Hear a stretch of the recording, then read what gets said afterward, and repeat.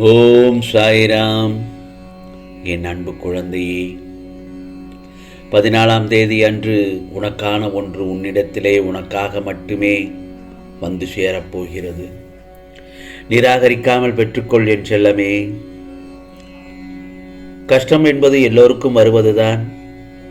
அதன் பிடியில் இருந்து யாரும் உடனடியாக தப்பவே முடியாது. சிலருடைய நிலைமை என்னவென்று நான் நன்கு அறிவேன். தேவையில்லாத செலவு ஏதாவது ஒன்று வந்து உனக்கான கையிருப்புகளை கரைத்து விடுகிறது. அப்படித்தானே? முன்பே கூறியிருந்தேன், கையில் பணம் வரும்போது ஒரு சிறிய பங்கை மிகச்சிறிய அளவேனும் தானமாக கொடுக்க வேண்டும் என்று. கவலைப்படாதே, இந்த சாயப்பா மீண்டும் உனக்கு ஒரு வாய்ப்பு தருகிறேன். இந்த முறை மறவாது சிறிதேனும் தானம் செய்வாயாக. இங்கு எதுவும் உன்னுடையது என்று எண்ணாமல் எல்லாம் இறைவனுடையது என்று எண்ணும்போது பெறுவதோ இழப்பதோ உன்னை பெரிதாக பாதிக்காது. இப்போது உன்னிடம் கொடுக்க எதுவும் இல்லை என்றாலும் நல்ல மனம் இருந்தால் போதும், நீ இழந்ததை திரும்பவும் பெறுவாய். ஆகவே நீ யாரையெல்லாம் திருப்திப்படுத்த நினைத்தாயோ அவர்கள் உண்மையில் திருப்தி அடையவில்லை. நீ அதற்காக நிறைய மெனக்கெடுகிறாய். அந்த அளவிற்கு தேவையில்லை. நீ எப்போதும் போல் யதார்த்தமாக இரு. உன்னை நீயே வருத்தி கொண்டு மற்றவர்களை திருப்திப்படுத்தும் பொழுது நீயாக இருக்க முடியவில்லை. உன் கடமையை நீ தவறாமல் செய்து வரும்பொழுது மற்றவர்களை பற்றி கவலைப்பட தேவையே இல்லை. உன் எண்ணங்களை ஒழுங்குபடுத்தும் முதலில் நீ லட்சியத்திலிருந்து விலகிச் செல்கிறாய். நீ வேண்டியதை பெற எண்ணங்களை ஒருமுகப்படுத்தி கவனத்தை சாயி சாயி என்று அதில் திருப்பு. எது வந்தபோதும் என் துணை உனக்கு உண்டு என்பதை மட்டும் மறந்து விடாதே. விதி என்ன செய்துவிடும்? விழிப்புணர்வோடு நீ இருக்கும் பொழுது வாழ்வின் நெளிவு சுழிவுகளை இப்போது கொஞ்சம் கொஞ்சமாக புரிந்து கொண்டு விட்டாய். உன்னுடைய மகிழ்ச்சி உன்னிடம்தான் உள்ளது. அதை பிறரிடம் தேட வேண்டிய அவசியமே இல்லை. ஆகவே இப்பொழுது நீ தெளிவாகி விட்டாய். உனக்கான நாள் எல்லா நாளும் மகிழ்ச்சியான நாளாகத்தான் அமையும் என் செல்லமே. இன்று முடிய வேண்டிய உன் வேலையை பற்றி கவலையே தீர்ந்துவிடும். அந்த வேலையை நல்லபடியாக நடந்து முடியும். கவலைப்படாதே. நீ திட்டமிட்டபடியே அனைத்தும் சரியாக நடக்கும். ஏனென்றால் உனது மனம் மகிழ்ச்சியாக இருந்தால் உனது ஆரோக்கியம் சீராக இருக்கும். வாழ்வில் நடந்த மகிழ்ச்சியான நிகழ்ச்சிகளை நினைத்துப்பார். அந்த மகிழ்ச்சியிலேயே இரு. கெட்டதை நினைத்து வருத்தப்படக்கூடாது. நடந்த நல்லதொரு நிகழ்ச்சிகளை நினைத்து பார்த்தால் உனக்கான ஆரோக்கியம் மேம்படும் என் செல்லமே. அதே நேரத்தில் தூரத்தில் இருக்கும் உறவுகள் நட்புகளுடன் பேசி மகிழ்ச்சியாக இருப்பார்கள். நீண்ட நாட்களாக பேசாமல் இருந்தவர்களுடன் பேசி மகிழ்வாய். வாழ்வில் அவ்வப்போது ஆறுதலான நிகழ்வுகள் நடக்கும். உனது வாழ்க்கையில் தாங்க முடியாத சுமைகள் சோகங்கள் அதிகரிக்கும் போது ஓம் சாயி ஓம் சாயி என மனதார சொல் பார்க்கலாம். ஏதோ ஒரு வடிவில் இந்த சாயப்பாவின் உதவி நிச்சயமாக கிடைக்கும் என் செல்லமே. இப்பொழுதுள்ள சூழ்நிலைக்கு ஏற்ப உன் மனதிற்கு நல்லதொரு அமைதி தேவை. நீ அமைதியை தேடி பயணிக்கும் அதே தருணத்தில் அதை தர முடியாத அளவிற்கு வேலைப்பளு உன்னை சூழ்ந்துள்ளது. நிறைய திட்டங்களை ஒரே நேரத்தில் மனதில் போட்டு குழப்பியதால் உன் மனம் இப்பொழுது குழப்பத்திலும் உள்ளது.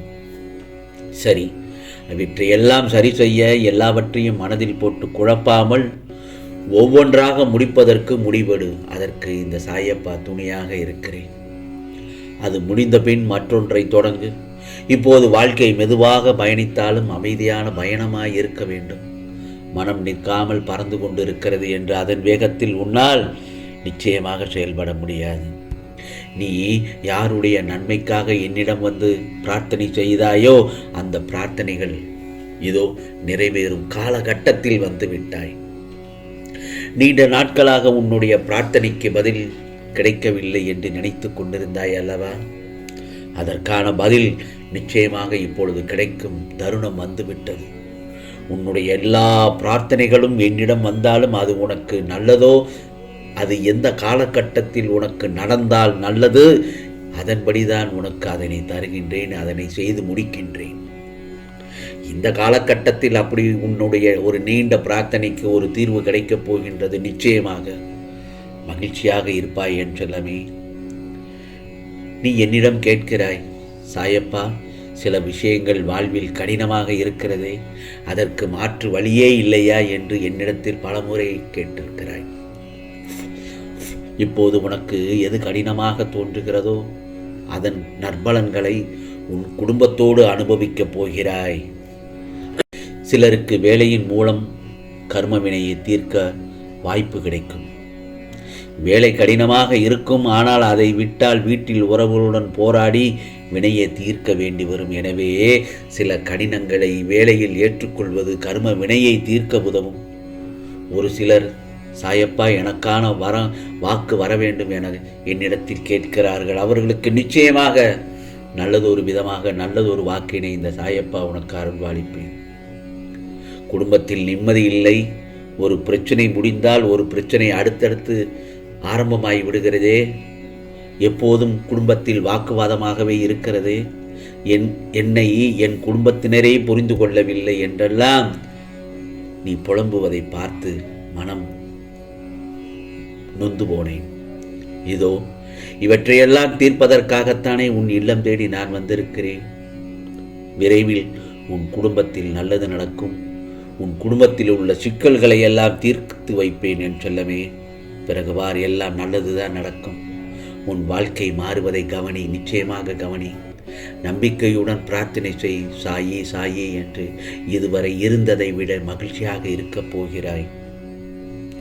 ஒரே ஒரு நிமிடம் என் கண்களை உற்று பார்த்து உன் வேண்டுதலை என்னிடம் சொல். பார்த்து விட்டாயா? நினைத்து விட்டாயா? என்னிடம் சொல்லிவிட்டாயா என் செல்லமே? நிச்சயமாக அது நிறைவேறும். எல்லாம் நல்லதாகத்தான் நடக்கும். உண்மையில் நீ படும் கஷ்டம் பற்றி உன் குடும்பத்தினருக்கும் எந்த அக்கறையும் இல்லை. ஆனால் அவர்கள் எதிர்பார்ப்பு வேறு மாதிரி இருக்கிறது என்ற எண்ணம் உன் மனதில் ஓடிக்கொண்டிருக்கின்றது. அதுவும் ஒரு வகை கர்ம வினைதான். கடமையை செய்தும் தனியாக போராடி அந்த வினையையும் தீர்க்க வேண்டும் என்ற வகையில் உனது வாழ்க்கை அமைந்துள்ளது. உனக்கு ஆறுதலே என் மீது நீ கொண்டுள்ள பக்திதான். சாயி சாயி என்று என்னை தியானிக்கும் நேரத்தை அதிகப்படுத்து. என் நாமத்தை இடைவிடாமல் உச்சரித்து கொண்டே இரு.